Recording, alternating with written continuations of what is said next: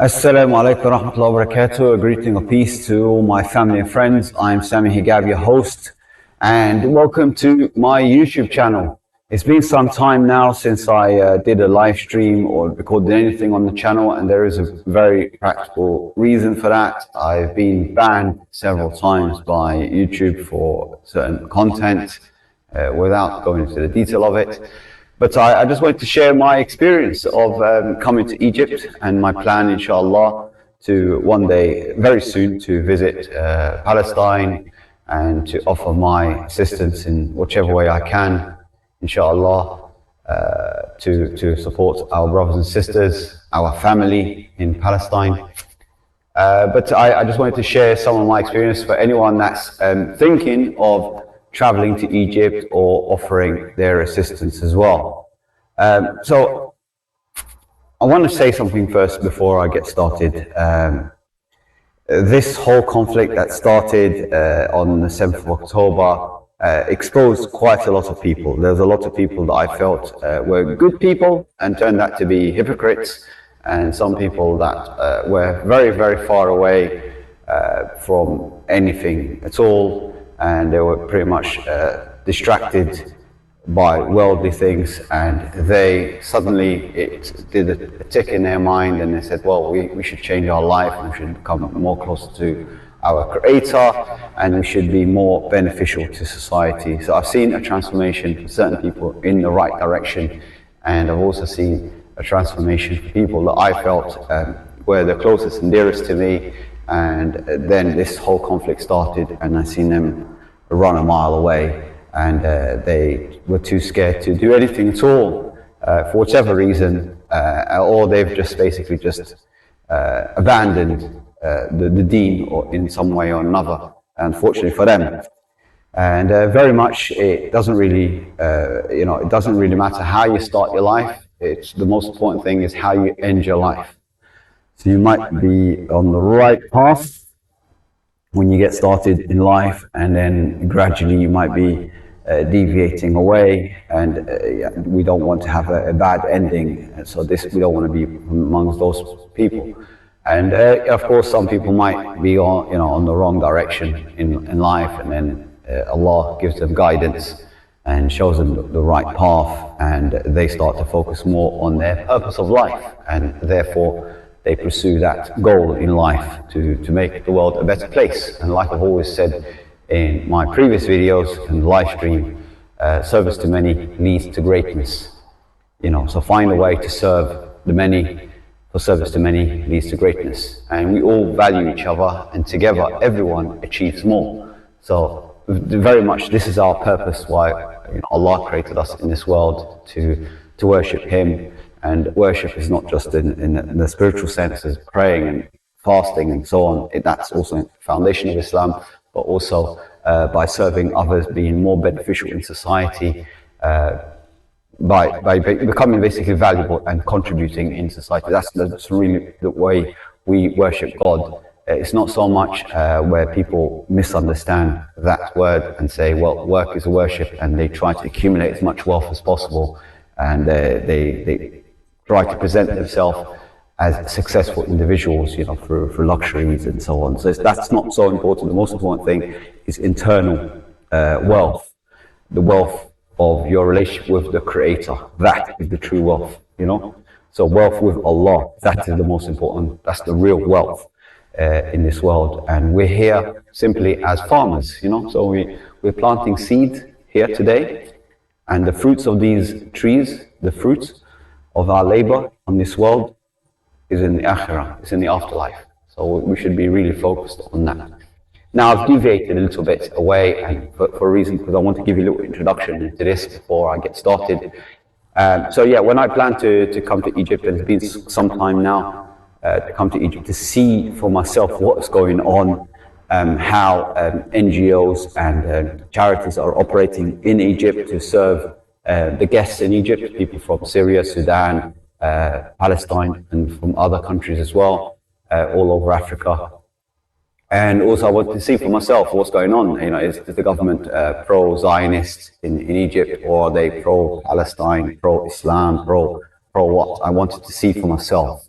I didn't want to just take from hearsay from people saying, well, this is the government's doing this, or the government's doing that, or this is the way the people are. I want to see and hear for myself the stories, and see for myself and judge for myself exactly what's going on in Egypt, as well as in Palestine, inshallah. I haven't yet gone to Palestine. I'm still in Egypt, but I am planning to do a journey trip there very soon, inshallah. Just keep me in your prayers. And through legal channels, of course, not in an illegal way, in a very legal way. So I'm trying to follow the steps, the procedures in that sense, and get the right permissions before I proceed further. So first of all, when I took a flight, I did an experimental flight. It was just a trial of a new airport that's opened in Cairo. It's it's called Sphinx International. It's a very new airport. The flights are a lot cheaper than doing the direct flights via Egypt Air or British Airways or other airlines if you're coming from the UK. So yeah, you can pick up flights as cheap as £30 to Egypt. So it's ridiculously low, unheard of offers. Basically same offer as a local flight, or even cheaper than a local flight in the UK, and you can come all the way to Egypt and visit the country. So it's absolutely, I do highly recommend that. However, you have to be prepared for the caveat. It is very difficult to travel from the airport to any destination, be it a hotel or any historical attractions and so on. It's very close, of course, to the pyramids, but it's quite a bit of a distance if you're traveling.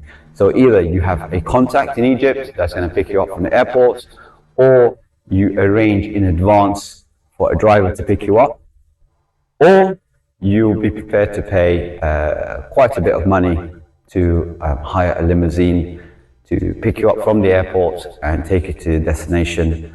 Or you can possibly, if you're as crazy as me, you can walk it for several hours.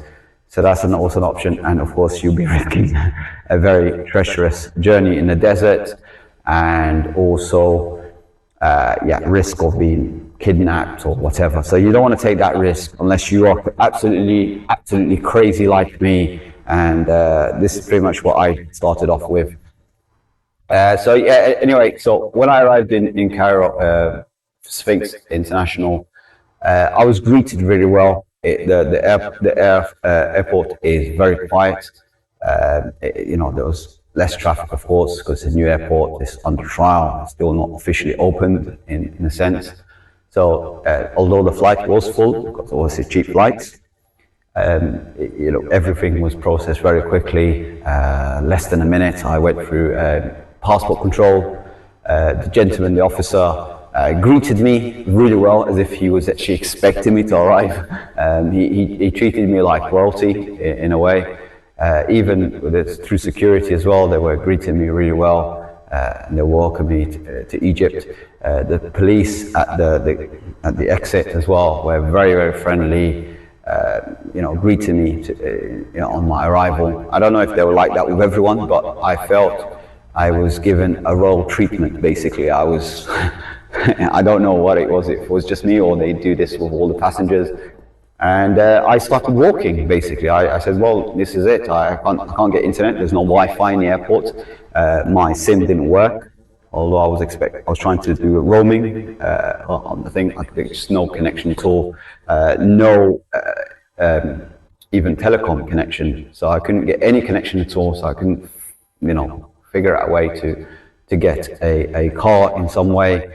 And of course, the limousine drivers were ridiculously high, and they wanted payments in dollars. And now, of course, I wasn't carrying dollars with me. That was a bit of a problem.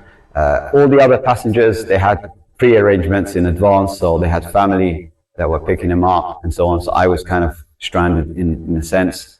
However, I did walk into the desert for a bit of time. Took a treacherous road, a very dangerous road, of course, and I could have put myself in a lot of danger. And I do like walking. Allah's given me that blessing of being able to walk long distances. So I said, well, let's just do it, and let's just go for it. Basically, just go for a direction. But of course, I didn't know the right direction. So on the way, I did find, police officers and like army officers, like a bunker kind of thing, security. And so I was just asking directions, and they were very, very extremely helpful. In fact, the officers were just hugging me, and they were kissing me. They were just like welcoming me to Egypt.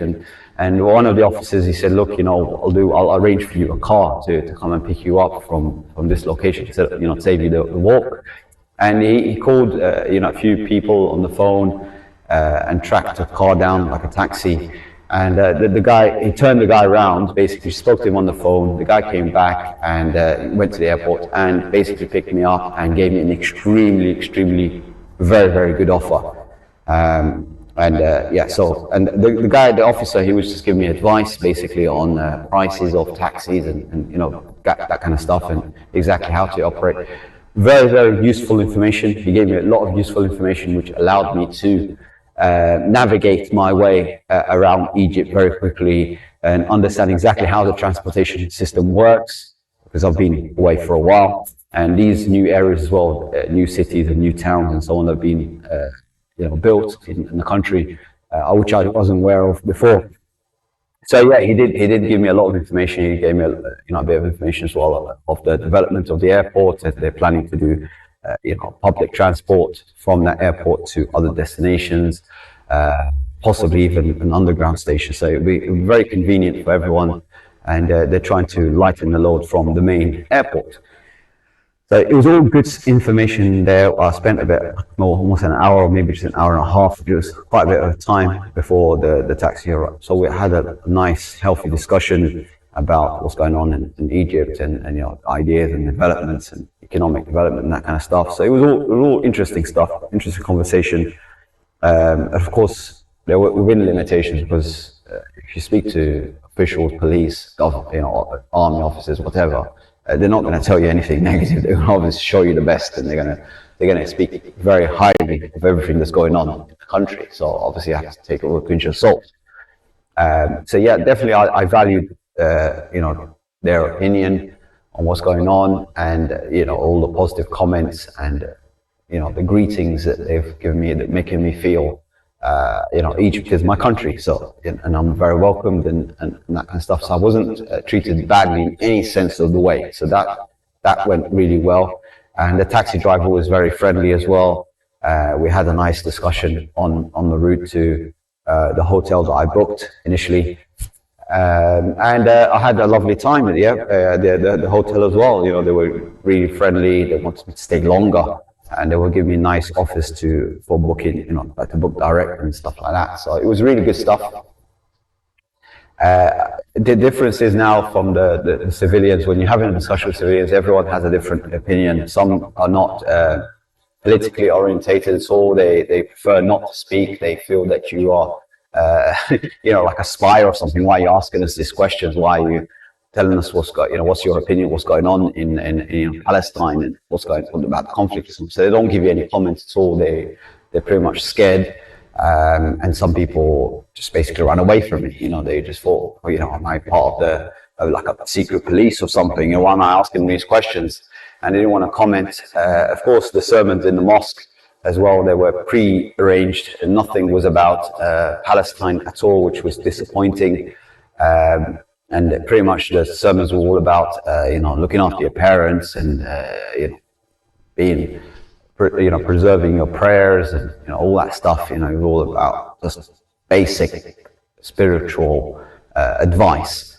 Nothing at all regarding, what's going on in Palestine, or people are suffering and so on. Other than the odd supplication at the end of the prayer, which is a big contrast to the UK. In the UK, you hear the sermons, they're talking about our brothers and sisters in Palestine and so on. And, they're encouraging you to speak out and speak the truth and sharing that feeling of the suffering, feel for our brothers and sisters. In Egypt, it was a big contrast. All the sermons were just purely nothing related at all to what's the current affairs are going on. Nothing at all about the conflict of Palestine, just as if it's not something at all that's going on. So it's completely oblivious to the vast population. And most of the people, and the public, general public, they're more concerned about football matches, more concerned about films that are coming out, current affairs, about actors and actresses, personal lives and that kind of stuff. So you hear all these discussions going on regarding some singer and whatever, and some relationship that broke up between two celebrities and that kind of stuff. Nothing at all about Palestine, and a lot of people are not aware of what's going on at all. And at times when I heard conversations between people, I actually felt that I actually went into the wrong country. I felt I was actually in Israel, to be honest with you, because there were people there that were saying they got it coming for them. They the ones who started the war. Now they're talking about the Palestinians. And I felt, well, am I in the wrong country here? And so it was a bit confusing for me. I felt maybe I took the wrong flight. So yeah, so there are some people that are completely far away. They're being brain trashed by the mainstream media, and that kind of stuff. So they're probably listening to the wrong kind of people, and they need to get educated themselves. And they're very ignorant on what's going on in the situation. So that's the general public sense. And unfortunately, fortunately, I did meet a lot of good people as well. People from Syria, people from Palestine, people from Sudan, people from Ghana, all over Africa. They're all here. Very diverse communities. I've been to upper class and very, very lower class places, ghettos in Egypt. And I met all sorts of people on my route and so on. And of course, not everyone has that. They're completely isolated. Some people are actually very aware of what's going on, and they're very concerned. A lot of them are, they break up in tears over their family and friends, not knowing what's going on in their home country and so on. And it's very difficult. So I heard some horror kind of stories, from individuals regarding what's going on in Palestine. So there's a lot of good people out there, but then there are different types of camps. You have people that are really concerned, but they're too scared to speak out, so they kind of whisper their opinion. And you have people that they're wanting to get involved, but they just want permission from the government to get involved. Like you have people that are served in the army, or people that are currently in the army, and they want to go out and fight and protect their brothers and sisters. They feel their blood is boiling inside, but they're just holding back. And they say, well, we can't do anything. We're like in chains, we're tied in chains. And they're just like, just release us and we will liberate Palestine, that kind of stuff. So I can feel it, and I hear their voice, and I feel their sorrow inside, and they're ready to go out there. And then there's others that are just basically making excuses. We don't want conflict here. We don't want war. We have too many economic problems, blah, blah, blah. I have family and friends. No one wants to die. And they're too concerned about their worldly affairs. Or they give you this opinion of, what's in it for us? This is going to damage our economy. This is going to affect us. This is not going to benefit us. What's in it for us? So they're always thinking from a material sense of what is the benefit by us liberating Palestine? What is the benefit with doing this or getting involved? We don't care. And I feel very sad for these people, because they're completely misguided. It's basically like saying, well, my neighbor's house is on fire, and the neighbor is basically calling for help. He's screaming, just as loud as he can, please help me, my house is on fire.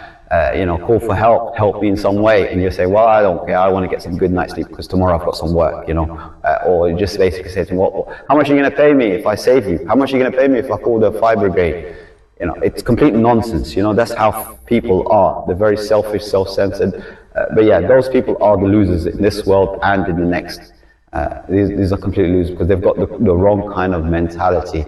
And I believe anyone that seeks help, you should just rush out there and help them. You should just, if your neighbor is calling you to help them in some way, there's a burglar in the neighborhood, you should go out there and protect your neighbors, not leave them alone, not abandon them, because today they're being attacked, tomorrow it's your turn. So you should always be feel as a sense of community, and just have this like neighborhood watch and protect each other and look after each other's interests. Like you watch my back, I watch your back, that kind of stuff. So we all belong to the same family, the human race.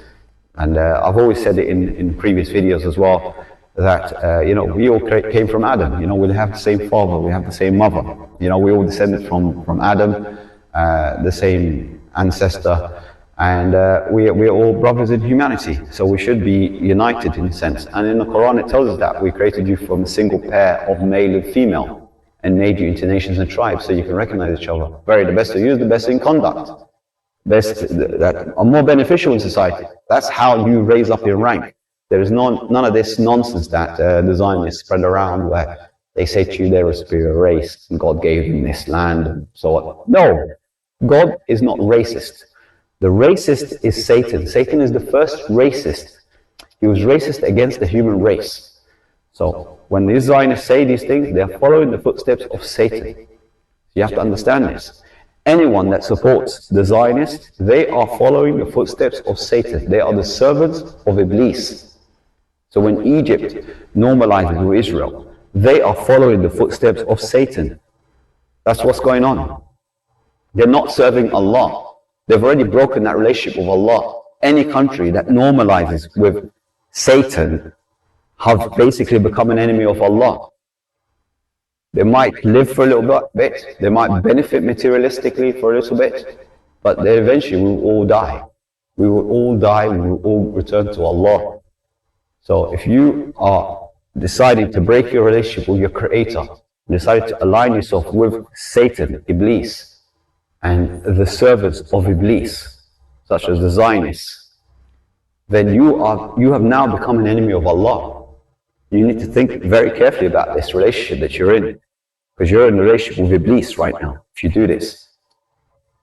So yeah, this is just a little sidetrack here. So going back to the topic really. So yeah, I've met a lot of NGOs. I've met organizations from charities from Pakistan, people that have come all the way from Norway, come from France, came from Pakistan, like I said, Emirat, and these are not Emiratis or nationals, Arabs or whatever. Most of them are actually foreigners, like Pakistanis or English or that kind of stuff, or Palestinians with dual nationals that are like in France and they're dual nationals, and they've come to offer their support for the Palestinians that are in Egypt pre-war. Prior to the war, people that have been studying in Egypt and they now cannot return back to Gaza, people that were in Egypt before the war and they were seeking medical attention, or they were attending some like medical appointment and so on, like cancer patients and so on, and they're now stuck in Egypt. So yeah, there are different diverse groups of refugees. I don't want to say the word refugee, they're pretty much like guests in Egypt, but unfortunately not all of them are treated like guests, and I'll clarify that point as well. So yeah, I met different types of families. I went out with different charities. One particular charity that I went out with from a representative from Al Khidma Foundation, which is a Pakistani foundation, but they also operate. And I attended some of their charity dinners in London and Birmingham and other places as well. So yeah, I did go out with them as well.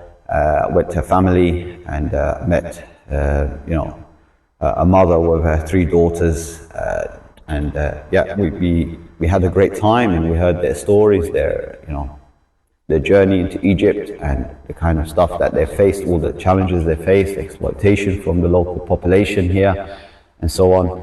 Unfortunately, not everyone is the same. Just like your fingers, they're all not the same. Yeah, so we're all different. Okay, so not all the Egyptians are good people. That's like anywhere in the world. You have diverse kind of people.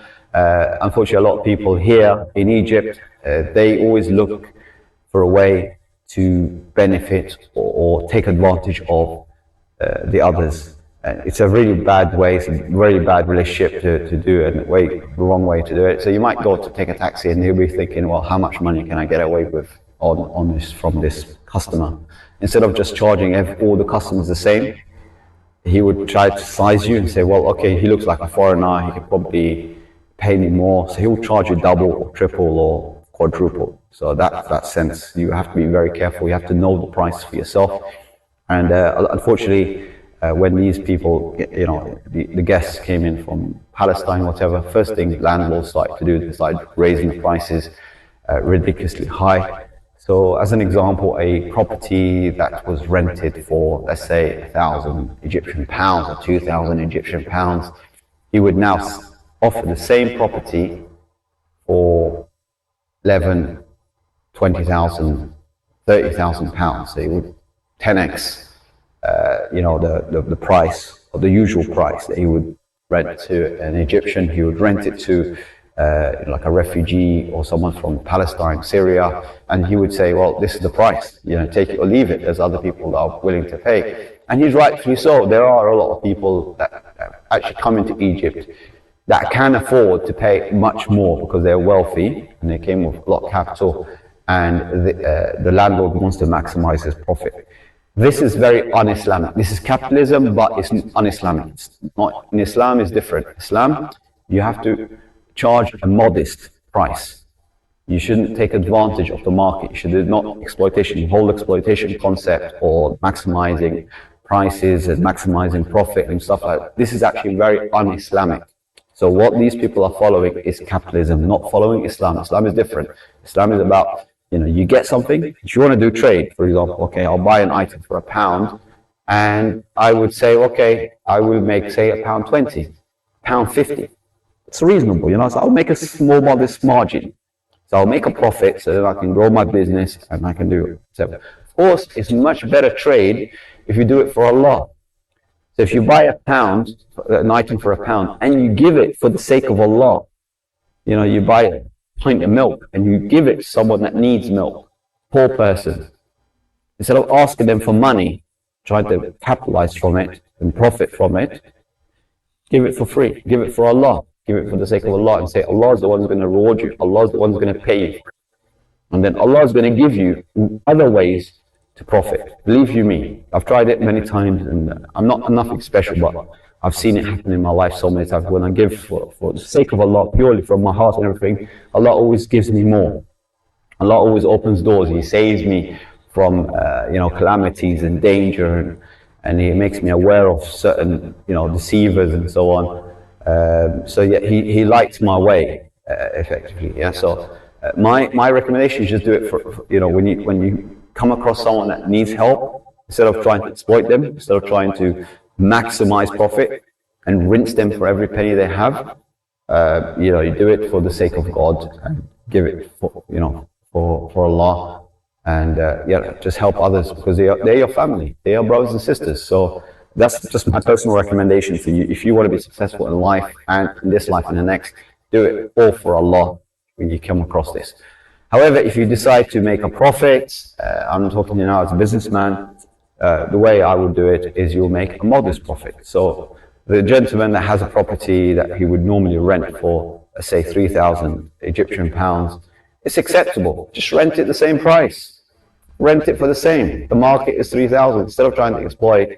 And in fact, I would go further. If I had properties and I wanted to rent them and my going rate was 3,000, instead of trying to maximize profit and get the most from these people that are guests, I would offer them free accommodation. I would actually favor the people that need the accommodation the most than someone that can afford to stay in a hotel.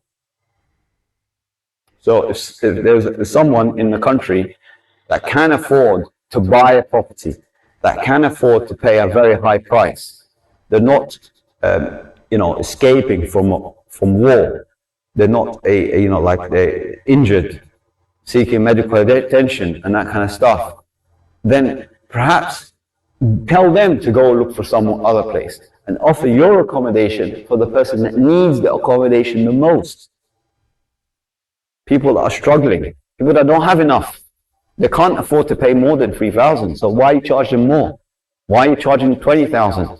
Now you've just basically finished all the savings that they have for 1 month rent, and then next month they're struggling. And now they're being, like all these predators out there, human traffickers are trying to exploit them in some way, especially if they're a female by themselves, a female by herself, or a mother with her daughters all by herself. She's now become like a victim to human traffickers and people that are trying to exploit her because she's a female. And there's a lot of bad men around, whether in Egypt or elsewhere. But now I'm talking about Egypt here. So, you should help these people. You should protect these people, not seek advantage from them, not try to exploit them in some way. I help someone out there, some Egyptian out there that misguided, and they watch my video and they change their way of thinking, because really, it breaks my heart. And I'm saying here Egypt because I am Egyptian and I want Egypt to be the best. I want Egypt not to be the best just economically and militarily and be a beautiful country and all that stuff, but I want them to become a leader, to inspire others, emulate the world, inspire others to become good human beings, productive human beings. I want Egypt to lead the way in education, in technology, in Islam, in giving dawah to people. I want Al-Azhar to be active in giving dawah, guiding people to Islam. I want us to be the best. That's why I'm picking on Egypt, because I'm constantly being attacked by the closest and dearest and closest people to me, and they're telling me, why are you always mentioning Egypt? Why are you always criticizing? I'm giving constructive criticism here. I'm giving my advice. If anyone wants to hear the advice, anyone that gives me constructive criticism, welcome as well. But don't be people that are so naive, so ignorant, that you think that people that are in authority are doing the best for us. They're not. They're running with all the money they're just transferring the money outside the country. They're taking advantage of everyone. We should stop being donkeys. I'm sorry to say this word, but we should stop being like that. We should wake up. Each of us needs to play a role in building the country. We need to do something productive. And it's not just about Egypt. I'm telling you this advice, whichever you come from. You come from Pakistan, you live in Scotland. I'm proudly wearing my Scottish hoodie here, part Scottish as well. So, I'm proud as well being Scottish, proud of being, British. But I'm disappointed with the governments. The governments are not doing their job. They're taking advantage of people. Governments are supposed to be there as civil servants. They are servants to society, to the civilians of the country. That's what their position is supposed to be. So if you're a president or a prime minister or anything, it doesn't matter. You should be a civil servant. You're there to serve. And each of us are supposed to be servants to humanity. Like I've said in the video, service to many leads to greatness. So yeah, so this is our purpose. Now, I'm constantly deviating because I like to just give a little bit, my 2 cents worth along the way, because I feel there's a lot of people out there that are misguided. They're not really aware of our purpose in life, and they're living for themselves, and that's it. And that's unfortunately, that's the case. And when I spoke about my intentions to support, the refugees and so on, and I was saying this to other Egyptians, other friends of mine, other people that I've known for well over 20 years in my life. And, I've gone out with, I've had part, we met up in so many different occasions, we had I attended their party and then marriage parties and that kind of stuff. So I have certain, close relationship with them. And when I told them about my intentions, they just basically said to me, why do you care so much about these people? Why do you care so much about the Palestinians? They're not your family. We're your friends. We're your family. They consider themselves my family and so on. And how misguided, how further from the truth that statement is, because I see Palestine as my heart. Palestine is my heart. And for every true believer, every true Muslim, if you want to know if you're a true Muslim, then you would feel for Palestine, for Syria, for Lebanon, for Iraq, for Pakistan. You would feel for everyone, because every human being is your brother and sister. So you would feel when anyone's suffering anywhere in the world, they're your family. So you should care about them. But unfortunately, these people, these so-called Egyptians like myself, they would say to me, help us instead, give us help. And I said, well, you've got a job, you've got your money, you've got your wife, you've got your kids, you've got all these things. Why should I give you help? I've worked hard to make my income and, you know, earn and build my own capital. And I decided, well, I want to take this capital and give it to, or use it in some way that will benefit those who don't have the opportunity to work, those that don't have the opportunity to do anything. You know, they're in such a dire state. They need us to serve them. There's absolutely nothing they can offer us. We should be there for them. They're victims of war. They've struggled in their life. You know, we need to help them step up. We should be there supporting them. And they're thinking, well, you know, give us a loan, help me out, pay for this for me, or do this. Or they try to take advantage of the people that are well off. Instead of thinking, well, I should give a portion of my wealth to the poor, they're thinking, well, how can I take advantage of the poor to serve me and make me even richer? It's the wrong way of thinking. This is not Islam. And those people, are, you know, they might be praying 5 times a day. They might be fasting Ramadan. But all this stuff doesn't go into their hearts. They don't feel for Palestine. They're further from the facts that I see them watching football. They're talking about football matches. Who cares about football? Football's not going to solve the world. Why are they so passionate about football? They should be passionate about Palestine. They should be passionate about Syria. They should be passionate about Islam. They should be passionate about, you know, learning, gaining new knowledge, so becoming more beneficial in society. So I'm completely mind-boggled by all this. I can't relate to these people. For me, they are losers. Although they're my friends and family friends and all that stuff, but in my eyes, they're losers, and I don't like to communicate with losers. Having said that, the good people I came across with as well, such as the Khidmat Foundation, people that were working with them and I've gone out with them, they're so passionate. They want to do so much more. They feel like every story that, you know, one of the victims they share with us, they feel like, oh, we need to do more. We need to give more. We need to work harder.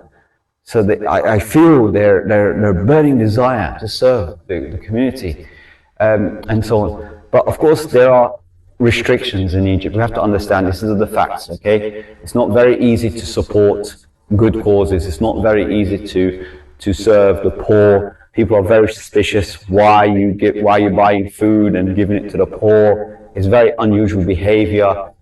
You're currently under the spotlight. People are always asking questions. Why are you buying so many dates? Why are you buying so many bananas? Why are you buying so much quantity of food?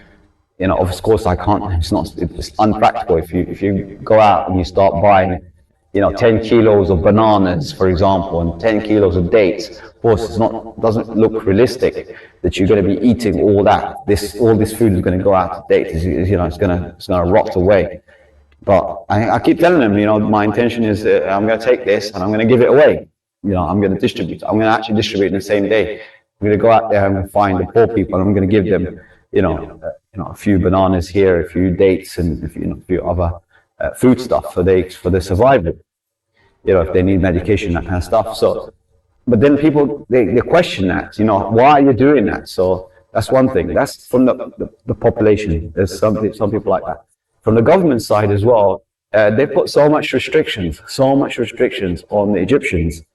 So much restrictions on dual nationals. They can't cross certain areas. For example, you know, the containers are going through to Arish, and they're going to Rafah border, and they're being held there. The borders are closed. And then, of course, you can get things in. There are ways. There are, you know, other channels to get things in, but you have to pay bribes. Even when I spoke to some of the charities that are operating from Egypt, and they're moving stuff, and their costs are going much higher. Not the cost of food, but the cost of entry, because certain people would allow your container to go through, but you have to pay them. You have to give them bribes, and I don't like that. I like the government to open the border, officially open the border. Not like any sort of like dodgy business or illegally people are trying to push their containers in by paying a bribe at some guard on the gate and then trying to get it through, and then it goes into some other person's hand and they handle it and they maybe take some of the food stuff. I've heard so much horror stories where you know, certain food boxes, they disappear. So let's say, for example, we have like 10 boxes that's going in. By the time it goes into Gaza, it's 8 boxes. 2 boxes have gone. And then there's charity, you know, donated items that's going in, and they're being stolen along the routes, where people are just, you know, people that are from like Red Cross, whatever, Red Crescent, UN, whatever, they will sell the stuff. So they're offering it for sale. So these are traded items. So they take the item and they sell it for people that can afford to pay for it. But that was not the intention of the charity. The charity was donating food and other items to be given away for free. That is why people have been collecting money. So their donations go to the poor. What's happening? Along the way, there are people asking for bribes, people that are taking advantage, they're taking the items basically and then selling it to the victims in Gaza. So I've heard stories like that. I've heard stories from families where the husband managed to come out by paying $2,000, agreeing with the guard to exit, thinking that if he pays $2,000, it will be him, his wife and children. But once he crossed over the border, the guard stopped his wife and kids from coming through and saying, well, they also have to pay $2,000 a head so he can allow them to exit Gaza. This was when there was a ceasefire. So I hear so many things like that, and of course he hasn't got the money. You know, if he's got $2,000, he hasn't got 20,000 or 10,000. It's very difficult. The price goes up. So the bride price is constantly being raised, whether you want to enter or exit, whether you want to send humanitarian aid in or out. It's constantly being scrutinized by the Egyptian authority and by the other side. And unfortunately, there is an agreement in place between Egypt and the Zionist entity on this matter, although the Zionist entity are not the legal representation of Gaza. You know, Palestine is under occupation. The people that control Gaza is the government of Gaza, and the government in Gaza is Hamas. Hamas is like the government. They're the ones who, the people voted for that government, whether you like them or not. But that's the representation. It's like you vote for the Conservative Party. They're the party that represent the UK government. So they're the Palestinian government in Gaza at the moment. So they're the people that control that region. So Egypt is not agreeing with them. They're agreeing with Israel, whether what aid can go in or aid cannot go in, prevent those people, prevent doctors from going. I met a group of doctors, over 1,000 Egyptian doctors, have actually all specialists in different areas, from physiotherapists, through heart surgeons, to whatever, medical professionals, and they all wanted to go to Gaza voluntarily, for free, to help our Palestinian brothers and sisters, to offer their support. And the authority prevented them from crossing even into Ismailia, even into Sinai, in Sinai. I'm not saying they went all the way. They were prevented even from going from the Ismailia, which is another city, before you go into Sinai, before you're allowed to go to Sinai. They didn't even allow them to go into Sinai. They're all medical professionals. They're not like military or anything like that. They're going there to serve humanity, and they were prevented. And then, as well as the humanitarian aid, like I said, from these charities, representation from those charities that are sending containers in, they were prevented also from entering with the container. So the container gets taken by a certain group, certain NGOs, and they, of course, they unload the container, they check every box, they make sure it's all allowable goods, items and so on, no metal, nothing metallic. It all has to be like that. If it's wood, like a tent or something, it has to be made out of wood. They have all these restrictions. And anything that breaches that in any way, any item that has a bit of metal on it or anything like that, they go crazy over it. They say, no, that's not allowed. Any electronics, that's not allowed. So everything has to be within the specifications. And even then, to get your container in, you have to pay a bribe to the people that are controlling the border from the side of Egypt in that sense. Because the other border side is open actually. There's no Israeli border inside Gaza. There's a Palestinian border and that's open.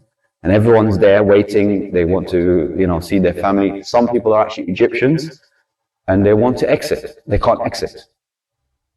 And then you have cases where I've heard, from stories from Palestinians in Egypt where they've said they want to return back to Gaza and they're not even allowed. They're not even allowed to go back to their own country. And while they're here, Egypt's given them 1 month of permit, which is very nice and very generous, 1 month, but the war's been going on for quite a bit of time now, a few months.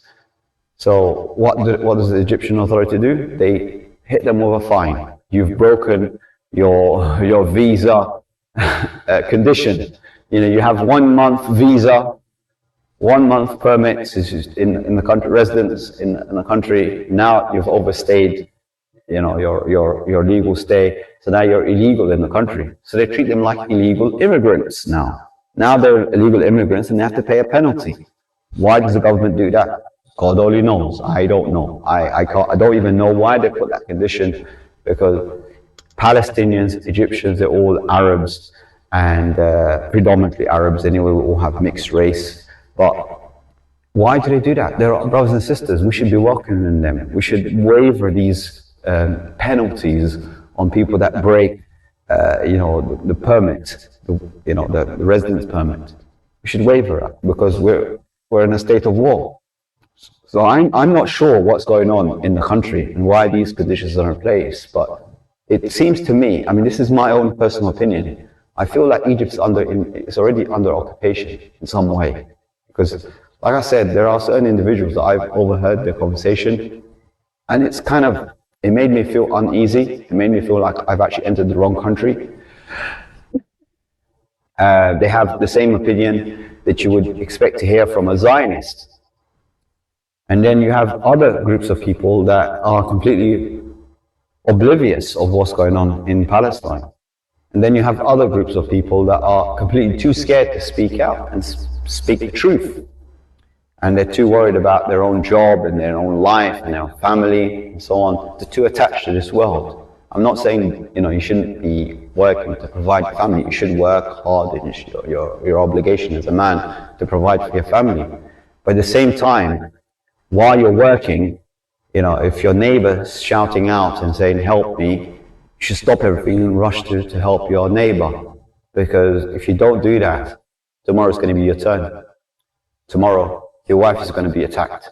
Your daughter's going to be the one that's been a victim of these criminals. What are you going to do? What are you going to do? You're going to walk away? Are you going to ignore that? Or are you going to also try to fend off, and protect your house, protect your household, protect your wife and kids against intruders, and expect your neighbors to also participate and help you and come to your aid? Or do you expect them to also just say, well, who cares? It's not me, it's not my wife, and it's not my kids. It doesn't matter. It doesn't matter what's going on. I can hear my neighbors, they're screaming right now. Their house is on fire. There's these people in their house. They're kidnapping their children. They're doing all these atrocities to them. But I've got work tomorrow. I've got to wake up early, so I need to get some good night's sleep. I hope they just keep the sound down a bit because it's disturbing my sleep. Are you that pathetic to ignore what's going on? Or are you someone that's going to be answerable in front of Allah on these things? And believe you me, I can tell you something. This is my opinion, what I'm going to tell you now. I believe this whole conflict, this test, is not on the Palestinians. The Palestinians and the people in Gaza, they've already succeeded. Inshallah, not only will they go to paradise, they'll go to the highest rank in paradise. Inshallah, they will go to Jannah al-Firdaus. They deserve it. They deserve Jannah. The people in Gaza, people in Palestine, people in Syria, people that have suffered under all these occupations around the world, They truly deserve paradise. But we don't. We, me and you, we don't. The test that we are in right now, we are failing. Because this what's going on today in Gaza right now, it's a test on you and me. It's a test on us. And we are failing. Because Allah's going to ask us, where were you when I was hungry? And we're going to say, Allah, you're hungry? How could you be hungry when you're the Lord of the worlds? And He will answer us and say, my servant so-and-so was hungry, and you did not feed them. Had you fed them, you would have found me with them. My servant was ill. Had you visited them, you would have found me with him or her. That my servant was thirsty. Had you gave them water, you would have found me and my barakah and my blessing and my reward with him. It's a test on us, me and you. So if you're someone in any position of authority, ittaqillah, be God conscious. ittaqillah yaj'al laka makhraj wa yarzuqha min haythu la yahtasib. Sorry for my Arabic. ittaqillah yaj'al lahu makhraj wa yarzuqha min haythu. ittaqillah, man yattaqillah yaj'al lahu makhraj wa yarzuqha min haythu la yahtasib. I hope I said that correctly now. I'm trying to improve my Arabic as well at the same time. So inshallah, I gave you a little glimpse here and there. I wasn't very clear on what's going on. I'm trying to, speak in, not in riddles, but I'm trying to give you the insight. And this for this very reason why I haven't gone to Gaza right now. And of course, I don't want to say too much, because there are people that are constantly watching, people that are negative, people that are always trying to tell me stop doing YouTube videos, stop talking, stop telling the truth, keep the truth to yourself, don't share your experience. There are people that are like natural born cowards. That's all I can say. They're cowards. And you should only be scared if you're doing something wrong. You should be scared when you're doing something wrong. The burglar, he's going to burgle a house, he's obviously scared, he's been caught. So he has a reason to be scared, because he's doing something wrong, he's breaking the law. But if you know with every atom of your heart, you're speaking the truth, and all you want is the very best, you're trying to be constructive, you're trying to build, you love your country, and you're saying it with your passion from your heart, and you want the very, very best for everyone, you have nothing to fear, except you fear Allah alone. Because Allah is with you. If you are a sincere individual, Allah is with you. So why should you be afraid? Why should you be afraid of Israel? Why should you be afraid of the UK? Why should you be afraid of the Egyptian authority? The corrupt regimes that surround the world, controlling and occupying and oppressing the people, the tyrants, the dictators of the world. Why should you be afraid of them? Why should you be afraid of anyone? Why should you be afraid of the jinn and Iblis and so on? When you have the most powerful, you have the real superpower, and that is Allah. You have Allah on your side. Why should you be afraid? Why should you be afraid of death? Why should you be afraid of poverty? You have the one that sustains you, the one that's providing you, the Razak, the sustainer, the most powerful, the one that's the real Razak. The risk is not from your job. The risk is not from the manager. The risk is not from anyone. The risk is from Allah. He's the one that provides. He's the provider. You shouldn't be afraid of anything. Your risk is fixed. If it's written that you're going to earn throughout your whole life, let's say £100 million, you're going to make £100 million in all your life. You're going to get every single penny during your life. Whether you do it in a halal or haram way, legal, you'll get exactly the same amount. The only difference is that when you do it through the halal ways, you'll get barakah, you feel happy, you'll be able to sleep at night, and you get it as a nice package. You'll be packaged in such a nice way. You really feel it, and you'll be happy, and you'll get more barakah, you'll be able to spend it. But when you do it through haram means, deceiving, cheating. If you're a taxi driver, you're ripping off your customers, or any other kind of businesses you're doing, you're trying to exploit your customers in some way, you will never be happy. You know, your car will break down, it'll cost you some money. Whatever you earn, you'll find yourself, I don't know, it just flows between your fingers.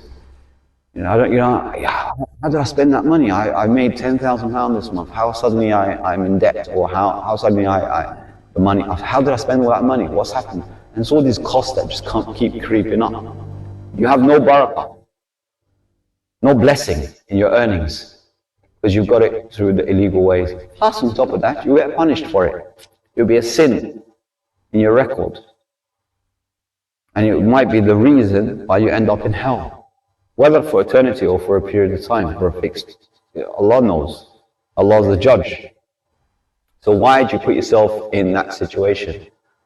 Why not just be relaxed, be at peace at everything, and say, well, it's written for me, I'm going to do my best, I'm going to work hard, I'm going to build a business, I'm going to take the right channels and leave the rest to Allah. If it's written for you to succeed, you'll be successful. If it's not written for you, it doesn't matter. So, no problem. Accept your destiny. And likewise, the same thing with death. When you're going to die, how you're going to die, it's all written. Qadr and qadr, you know? It's predetermined destiny. So why not you accept your predetermined destiny and don't be afraid of anything? Just speak the truth, do your best, as long as you're doing the right thing and you believe in what you're doing, just go for it. Don't be scared of anyone. Be only scared of Allah. And I believe it's better than having fear of your Creator to love your Creator. Because He gave you so much blessing, He gave you eyesight. Some people don't have an eyesight. He blessed you with eyesight. He blessed you with hearings. You know, some people don't have that blessing, but Allah compensates them in different ways. You know, He gave you discounts in life. So you have your limbs. Other people have lost their limbs. So why not just say, Alhamdulillah, praise be to Allah for what He's given you already as a risk, sustenance. He's already given you knowledge, you know, education. Alhamdulillah, Allah, I've done so much degrees, I've done so many certificates, so many courses. Alhamdulillah, I still haven't completed my PhD, but you know, that's work in progress. But Alhamdulillah, for Allah's given me the opportunities to do this. So now I've done that, I should use this blessing, this wealth that Allah's given me, to serve Allah and serve others, serve my purpose in this world. Why are we like we are now? Why are we so selfish? Why are we hoarding our resources? And I'm not just talking about money, I'm talking about your knowledge as well. Your knowledge, your education, you're hoarding it back. You should be trying to use your knowledge and use your skills and your experience that you've developed over the past, say, 10 years to serve your community and the world. Make the world a better place for everyone. And like I've said, and I'm going to end here, we all value each other, and together everyone achieves more. And my battery is going to be running out, so I'm going to cut off here, and I'm going to say Assalamu alaikum wa rahmatullahi wa barakatuh. Take care from Egypt. Assalamu alaikum. Take care. Bye-bye.